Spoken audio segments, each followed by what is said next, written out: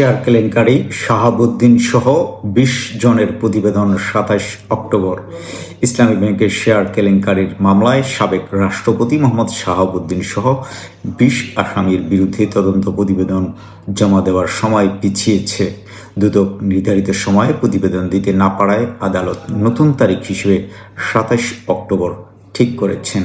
মামলায় অভিযোগ, brilliant business কোম্পানির নামে প্রায় ২৫১ কোটি টাকার ইসলামী ব্যাংকের শেয়ার কেনায় অনিয়ম, প্রতারণা ও অর্থ আত্মসাতের উদ্দেশ্যে আসামিরা যোগসাজশ করেছেন।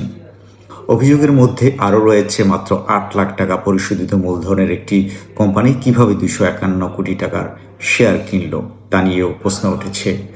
শেয়ার বিজনেস 24.com-এর সঙ্গে থাকার জন্য ধন্যবাদ। ভিডিওটি ভালো লাগলে চ্যানেলটি সাবস্ক্রাইব করুন, ফেসবুকে ফলো দিয়ে রাখুন।